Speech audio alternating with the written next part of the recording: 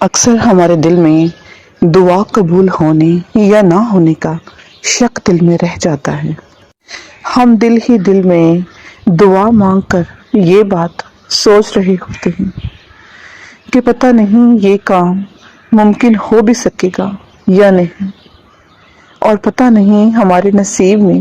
یہ چیز ہے بھی یا نہیں۔ لیکن یہ سارے خدشات، یہ سارے وہم و گمان صرف ہمارے دل و دماغ کے بنائے ہوئے ہوتے ہیں، لیکن اللہ تبارک و تعالیٰ کی ذات تو اس سے کہیں زیادہ وسیع تر ہے۔ وہ تو معجزوں کا بادشاہ ہے، وہ مالک کائنات ہے، وہ جب چاہے ہمارے نصیب کو بدل سکتا ہے، وہ مالک جب چاہے ہمیں لا حاصل چیز کے نواز سکتا ہے۔ مگر وہ اللہ کی ذات ہی ہے کہ جو سب کچھ کر سکتی ہے اور تم کبھی نہیں کر سکتے۔ مگر وہ جس کی ذات ہی لامحدود ہے تو اس سے محدود دعائیں کیسی؟ تم اپنے اعمال کو دیکھ کر نہیں بلکہ اس تبارک و تعالیٰ کی شان کو دیکھ کر مانگا کرو۔ جس وحدہ لا شریک کی ذات نے تمہیں پیدا کیا،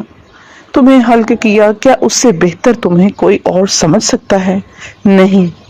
کوئی ایسا کام نہیں کہ جسے کرنے پر وہ میرا مالک قدرت نہیں رکھتا، کوئی ایسا زخم ہی نہیں جسے بھرنے کی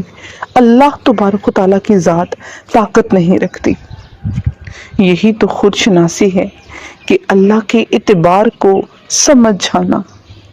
پھر جو دل چاہے وہ اللہ تعالیٰ کی ذات سے مانگ لینا۔ اور رہی بات تمہارے ادھورے پن کی، تو وہ ادھورا تمہیں صرف اس لیے چھوڑتا ہے تاکہ وہ تمہیں خود سے جوڑ سکے، مزید اللہ کے اور زیادہ قریب کر سکے۔ حالانکہ اس کی ذات نے جزائیں اور سزائیں پہلے ہی مقرر کر رکھی ہیں، پھر بھی اس وحدہ لا شریک کی ذات تمہیں اپنی طرف کھینچنے کا کوئی نہ کوئی وسیلہ، کوئی نہ کوئی سبب ضرور بناتی رہتی ہے۔ اور روزانہ نماز پڑھنے کا تمہیں جب وہ اللہ 5 وقت حکم دیتا ہے تو یہ اس بات کے انتظار میں ہوتا ہے کہ کب تم اس کی طرف لوٹ کر آؤ گے۔ اور اب ہمارے دل میں یہ سوال آتا ہے کہ کون ہمارا منتظر ہے، اور کہیں نہ کہیں ہم اس کشمکش میں مبتلا ہوتے ہیں کہ پتہ نہیں وہ اللہ کی ذات ہمیں کبھی معاف کرے گی بھی یا نہیں۔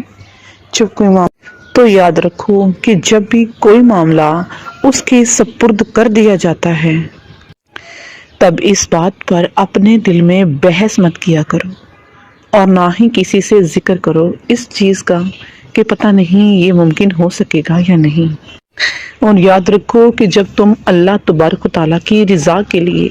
اپنے سر کو ادب و احترام کے ساتھ اس کے سامنے جھکائے ہوتے ہو تو پھر ناممکن سے ممکن تک کے وسیلے کو وہ رب جانتی ہے اور اس کی ذات جانتی ہے، اور یقیناً وہ اسی کی ذات ہے جو کن کہہ کر تمہاری وہ شے کو لوٹانے پر قادر رکھتی ہے۔ تو بس اپنے دل کو اس بات سے مطمئن رکھ لو کہ وہ پروردگار عالم تمہیں کبھی بھی کسی حال میں تنہا نہیں چھوڑتا، اور یہ اسی کی ذات ہے جو راضی ہو جانے والوں سے راضی ہو جایا کرتی ہے۔ وہ تمہاری منتظر نگاہوں کو کبھی بھی معجزوں سے محروم نہیں رکھے گا۔ لہٰذا جب بھی تم اپنا دل مطمئن کر لو گے نا، اس کی رضا کے مطابق کر لو گے، تو پھر دیکھنا کہ کیسے وہ اپنی رضا کو تمہارے دل کے مطابق کر دیتا ہے، کیونکہ رد کرنا